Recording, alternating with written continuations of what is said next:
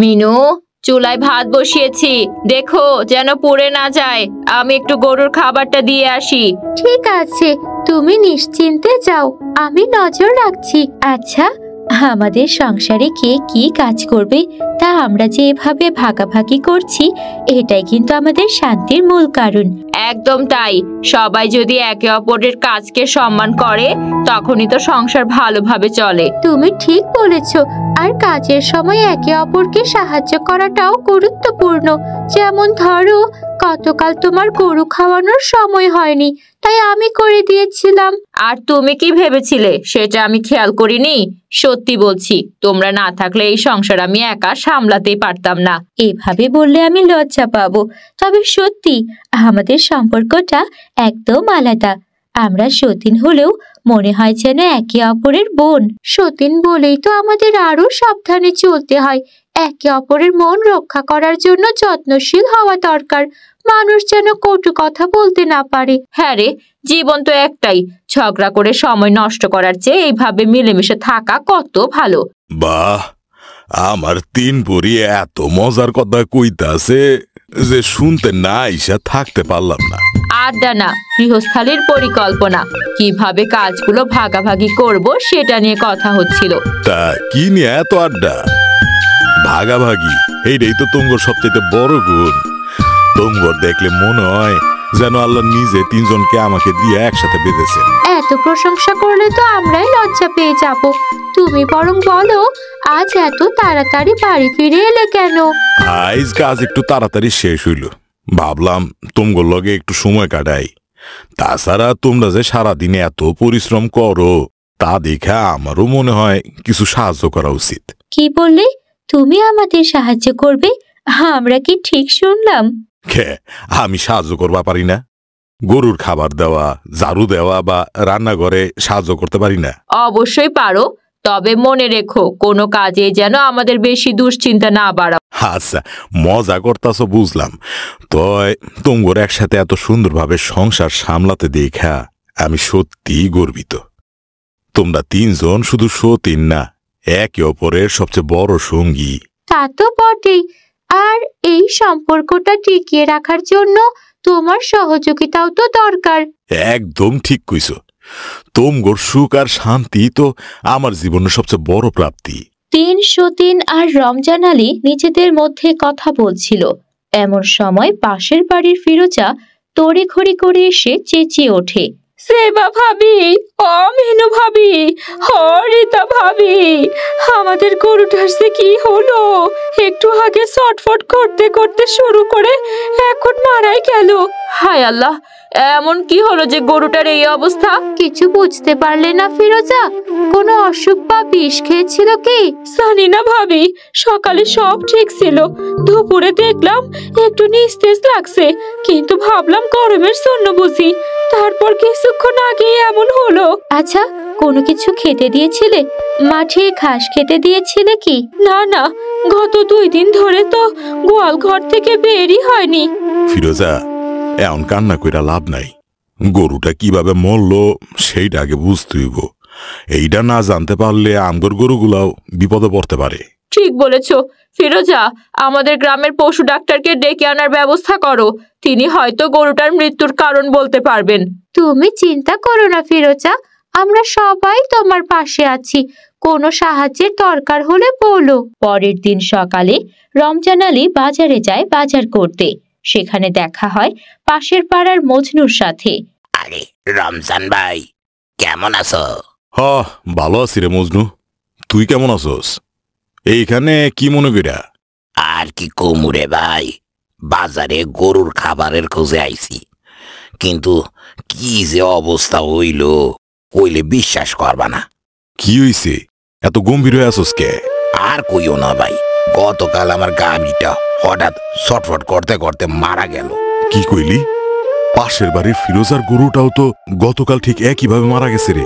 ফিরোজার গরু? এইটা কেমনে করে সম্ভব? না, বুঝবা পারতাছি না তো হঠাৎ কি হইল। তোর কাছে কোনো কিছু সন্দেহজনক মনে হইছে? ভাই আমিও তো কিছু বুঝার পারতাছি না, একে একে এইভাবে গরু মারা পড়তাছে কে? চলো তো খোঁজ নিয়া দেই আর কারো গরু মারা পড়ছে কিনা। হ, ব্যাপারটা একটু ঘাইটা দেখতেইব। চল তো চল। তারা দুজন বাজারের সকলের সাথে এ বিষয়ে কথা বলে জানতে পারে গতকাল সারা গ্রামে 7টা গরু একই সময়ে এরকম হঠাৎ করে ছটফট করতে করতে মারা গিয়েছে। রমজান কোনো কিছু বুঝে উঠতে পারে না। সে বাসায় ফিরে আসে। কি হলো, মুখ এত গম্ভীর কেন? বাজারে কিছু খারাপ খবর পেয়েছো নাকি? খুবই অদ্ভুত ঘটনা ঘটতাছে জেবা। গতকাল শুধু ফিরোজার গরুই না, পুরো গ্রামে 7টা গরু হঠাৎ করে ছটফট করতে করতে মারা গেছে। 7টা গরু? হায় আল্লাহ, এটা কেমন কথা? একই সময়ে? এটা তো কোনো সাধারণ ব্যাপার হতে পারে না। সবাই কইতাছে গরুগুলার নাকি দুপুরের দিকে এমন আচরণ শুরু করছে, আর কিছুক্ষণ পরেই নাকি মারা গেছে। কেউই কিছু বুঝে উঠতে পারতাছে না। এটা কি কোনো অলৌকিক কিছু? গ্রামের মানুষেরা কি বলছে? কয়েকজন তো কইল এটা নাকি মহিষাসুরী বা গ্রামের কোনো অভিশাপ। পুরানো লোকেরা কইতাছে অনেক বছর আগে এই গ্রামের এক জমিদারের নাকি গরু চুরি কইরা কেউ হত্যা করছিল। সেই গরুর অভিশাপই নাকি ফিরে আইছে আবার। হায় রে আল্লাহ, অভিশাপ! কিন্তু আমরা তো কিচ্ছু করিনি, এটা আমাদের কেন হবে? মিনু, অভিশাপ তো সবার উপর পড়তে পারে। আমরা যদি কোনো ভুল করে থাকি বা গ্রামের লোকেরা কোনো পাপ করে থাকে, তাহলে আল্লাহর কাছে মাফ চাইতে হবে। ঠিক বলেছ রীতা, এখন আমাদের একটা কাজ করতে হবে।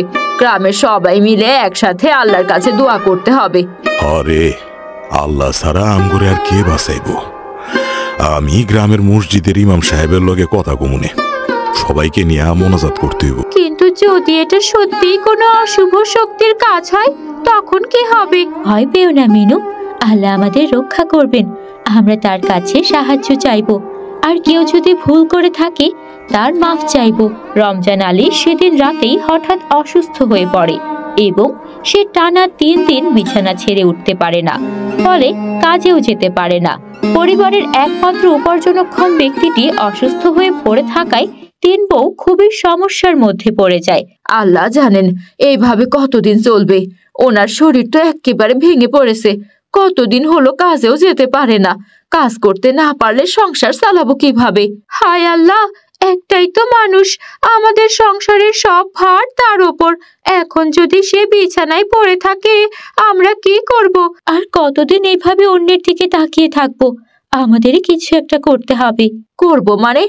আমরা তো ঘরের কাজ ছাড়া কিছু জানি না। বাইরে কি করব? ঘরের বাইরে না হোক, উঠানে তো কিছু করা যায়। মনে আছে, মা সব সময় বলতেন, তোমাদের উঠানে মাটি আছে, সেটাই তোমার সোনা। হ্যাঁ মিনু, তোমার কথা ঠিক। আমাদের উঠোনটা তো খালি পড়ে আছে, সেখানেই কিছু ফলানো যায়। কিন্তু আমরা কি সেটা পারবো? কি চাষ করব বলো? মূলা চাষ করব। এটা সহজ, খরচও কম, আর বাজারের ভালো চাহিদা। আমার বিশ্বাস ভালো দামও পাওয়া যাবে। হ্যাঁ, এটা বেশ ভালো হবে। মূলা তো তাড়াতাড়ি হয়, আমরা নিজেরাও খেতে পারবো আর বিক্রিও করতে পারবো। ঠিক বলেছো, বাড়ির খরচ চালানোর জন্য অন্তত কিছু টাকা আসবে। কিন্তু চাষ শুরু করতে তো বীজ আর সার দরকার। সেটা কিভাবে হবে? আগে একটু ধার করতে হবে। ফিরোজা ভাবির সাথে কথা বলি, ওর বাড়ি থেকে হয়তো বীজ আর কিছু উপকরণ জোগাড় করা যাবে। হ্যাঁ, এই কঠিন সময়ে আমরা বসে থাকতে পারি না। রমজান সুস্থ হয়ে উঠবে ইনশাআল্লাহ। ততদিন আমাদের নিজেদের চেষ্টায় সংসার চালাতে হবে। তাহলে কাল থেকেই শুরু করি। ফিরোজার সাথে আমি কথা বলবো। মিনু আর রীতা, তোমার উঠানে মাটি প্রস্তুত করতে লাগো তোমরা। ঠিক আছে, আমি পারবো ভাবি। আল্লাহ আমাদের সহায় হবেন। হ্যাঁ, আমরা একসাথে আছি, কোনো কিছুই আমাদের থামাতে পারবে না। পরদিনই তারা 3 বউ মিলে উঠানের মাটি কুপিয়ে মূলা চাষের জন্য প্রস্তুত করে ফেলে। সেখানে তারা মূলার বীজ লাগিয়ে দেয়। প্রতিদিন তারা নিজ হাতে মাটিতে পানি দিতে থাকে। এভাবেই অল্প কিছুদিনের মধ্যেই তাদের যত্ন আর পরিশ্রমের ফসল হিসেবে উঠানে বেশ ভালো মূলা গাছ দেখা যায়। ওগো, দেখেছো আমাদের উঠানের ফসল? এই সবজি শুধু আমাদের পরিশ্রমের ফল না, আল্লাহর রহমত। এইটা সব তোমরা করছো এত তাড়াতাড়ি? আর কে করবে? তুমি তো শুয়ে শুয়ে আমাদের দুশ্চিন্তা বাড়াচ্ছিলে। ভাবলাম কাজ না করে দুশ্চিন্তা করে লাভ নেই। তাই ঠিক করলাম নিজে কিছু একটা করতে হবে। আর দেখো আমাদের পরিশ্রম বৃথা যায়নি। কিন্তু তোমরা তো কখনো চাষ করো নাই, এইটা কেমনে সম্ভব হইলো? চাষ করা কি এত কঠিন? মাটি কোপানো থেকে বীজ বোনা সবই নিজের হাতে করেছি। প্রতিদিন পানি দিয়েছি। আল্লাহ যা করান ভালোই করান। তোমরা এত কিছু কইরা ফালাইছো, আর আমি তো শোয়ার থেকে উঠতে পারতাছি না। আর অত চিন্তা করতে হবে না, দেখো আমরা সত্যিই সামলে নিয়েছি। বুঝলা, সবসময় ভাবতাম আমি ছাড়া তোমার সংসার হয়তো চলবো না, কিন্তু তোমরা প্রমাণ কইরা দিলাইস যে আমি সব ভুল ভাবতাম। এইভাবে বলো না, তুমি আমাদের ভরসা। কিছু প্রয়োজন হলে আমরাও যে কিছু করতে পারি সেটা তো দেখাতে হতো। হ, তোমরা আমার গর্ব। এই ফসল দেখা মনটা ভইরা গেল। এই ফসল বাজারে বিক্রি হবে, কিছু টাকা আসবে, সংসারের খরচও মেটানো যাবে। তোমার হাতের কাজ দেখা মনে হইতাছে আমি শিগগিরই পুরাপুরি সুস্থ হয়ে উঠব। পরদিন সকালে সবাই ঘুম থেকে উঠে যখন উঠানে আসে তখন অবাক হয়ে যায়। তারা দেখতে পায় তাদের উঠানের সব গাছ মরে শুকিয়ে গেছে। এই কি হলো? কাল রাতেও তো গাছগুলো একদম সবুজ ছিল, আজ এক রাতে সব শুকিয়ে গেল। হায় আল্লাহ, এইভাবে হঠাৎ করে সব গাছ মরে গেল কেন? এটা কি কোনো অশুভ কিছু? দেখো মাটিও শুকিয়ে গেছে, অথচ আমরা তো নিয়মিত পানি দিচ্ছিলাম। এটা কোনো সাধারণ ব্যাপার নয়। মনে আছে গরুগুলোর কিভাবে ছটফট করতে করতে মারা গিয়েছিল? সেই ঘটনার মতোই অদ্ভুত লাগতেছে। হ্যাঁ, গরুগুলো তো হঠাৎ করেই মারা গিয়েছিল, আর এখন এই গাছগুলো। দুটো ঘটনায় নিশ্চয়ই কোনো মিল আছে। সেদিন গ্রামে 7টা গরু মারা গেল, আজ আমাদের সব গাছ শুকিয়ে গেল। এটা কি আমাদের জন্য কোনো সংকেত? কিন্তু আমাদের কি দোষ? আমরা তো কোনো পাপ করিনি। কেন আমাদের সাথে এরকম হচ্ছে? পাপ আমরাই না করলেও কেউ যদি পাপ করে থাকে তার ফল তো পুরো গ্রামের উপর পড়তে পারে। কিছু একটা অবশ্যই ঘটছে। এটা এটা স্বাভাবিক নয়। গ্রামের সবার সাথে কথা বলতে হবে, হয়তো আরো কিছু অদ্ভুত ঘটনা ঘটেছে। ওনাকেও এই খবর জানাতে হবে। ওর শরীর এমনিতেই খারাপ, এই ঘটনা শুনলে আরো চিন্তা করবে না তো? আমাদের যা করার তা করতেই হবে। প্রথমে গ্রামের মানুষদের নিয়ে আলোচনা করব। আল্লাহ আমাদের মাফ করুন, মনে হচ্ছে এই গ্রামের ওপর কোনো অভিশাপ নেমে এসেছে। তারা সবাই মিলে গ্রামের মানুষের কাছে সব ঘটনা খুলে বলে। গ্রামবাসী আর তারা সবাই গরু মরা এবং তাদের শখের মূলা ক্ষেতের সব মূলা এভাবে শুকিয়ে যাওয়ার কোনো কুল কিনারা করতে পারে না। তাদের আলোচনা সন্ধ্যা পর্যন্ত চলতে থাকে, কিন্তু কোনো সমাধান আসে না। সন্ধ্যা পার হয়ে গেলে হঠাৎ এক অদ্ভুত ঘটনা ঘটে। তারা দেখতে পায় তাদের উঠানের মূলা ক্ষেতের মাটি থেকে ভয়ঙ্কর এক মানুষের অবয়ব বের হয়ে আসে। হে মনুষ্য সম্প্রদায়, তোমরা যার সন্ধান করছো তার উত্তর আমার কাছে আছে। তুমি কেন এসেছো? আমি এমন এক শক্তি যা চাইলেই তোমাদের সবাইকে এক মুহূর্তে ধ্বংস করে দিতে পারি। আমি এসেছি তোমাদের গ্রামের পাপের বিচার করতে। পাপ? আমরা কি পাপ করেছি? আমাদের গরু, আমাদের ক্ষেত সব নষ্ট হয়ে গেল কেন? তোমাদের মধ্যে একজন সাক্ষাৎ ইবলিশ।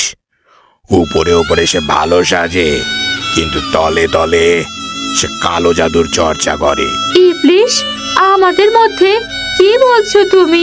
হ্যাঁ, তোমাদের 3 জনেরই একজন। সে তার অমরত্ব লাভের জন্য এই কালো জাদুর পথে নেমেছে, আর তার কারণেই হতভাগা রমজান আজ অসুস্থ হয়ে রয়েছে। এটা মিথ্যা। আমরা 3 জন সতীন হলেও একসঙ্গে থাকি, একসঙ্গে কাজ করি। আমাদের কেউ এটা করতে পারে না। বিশ্বাস করো আর নাই করো, আমি মিথ্যা কথা বলি না। তোমাদের একজন ইতিমধ্যে অনেক দূর এগিয়ে গেছে। তার জাদু থেকেই তোমাদের গরুগুলো মরেছে, আর আমার পুত্রকে সে ব্যবহার করেছে এই কাজের জন্য। তোমার পুত্র? সে কে? সে এখন কোথায়? হ্যাঁ, সে আমার পুত্র ছিল, কিন্তু ইবলিশ তাকে বিভ্রান্ত করেছে। সেই পাপের প্রতিশোধ নিতেই আমি এই ক্ষেত ধ্বংস করে দিয়েছি। আমি তার অমরত্বের পথে বাধা দিতে এসেছি। কিন্তু আমরা কিভাবে জানবো এই তিনজনের মধ্যে কে ইবলিশ? আমি এখন চলে যাচ্ছি, তবে হ্যাঁ, যাওয়ার আগে সেই ইবলিশকে চেনার ব্যবস্থা করে যাব আমি। তোমরাই তার শাস্তির ব্যবস্থা করো। আমি যাওয়ার সাথে সাথে যার চেহারার রং কালো হয়ে যাবে, সেই এই সব কিছুর জন্য দায়ী। এই দেখো তো কার চেহারার রং কালো হচ্ছে। এই সাবধানে তাকাও বলছি, আমরা সত্যটা জানতে পারবো তাহলে। আরে মিনু, তোমার মুখের রং বদলাচ্ছে। এতদিন আমরা তোকে বোনের মতো মেনেছি, আর তুই আমাদের সাথে বিশ্বাসঘাতকতা করলি। মিনু, এইটা কি সত্যি? তুই আমগর সর্বনাশ করছস? না না, এটা মিথ্যা। আমি ইবলিশ নই, এটা একটা ভুল হচ্ছে। আর মিথ্যা বলার চেষ্টা করিস না মিনু, তুই দায়ী। তুই কালো জাদু করেছিস। তোর মাথা থেকে দুইটা সিংহ তো বের হয়ে আসছে। হ্যাঁ, আমি সেই ইবলিশ যে অমরত্ব লাভ করতে চাই। আমি তোদের সবাইকে মেরে ফেলবো। এই ধর ওকে সবাই, ধর, না হইলে আমগর ক্ষতি কইরা বইব। গ্রামবাসী সবাই মিলে মিনুকে ধরে ফেলে আর তাকে একটা গাছের সাথে বেঁধে ফেলে। তারা সিদ্ধান্ত নেয় সেই রাতেই তারা লিংকন পাহাড়ের গুহায় বসবাসরত সাধুর সাথে দেখা করবে আর মিনুকে নিয়ে পরবর্তীতে কি করবে সে ব্যাপারে সিদ্ধান্ত নেবে। গ্রামবাসীরা তখনই পাহাড়ের উদ্দেশ্যে রওনা হয়ে যায়।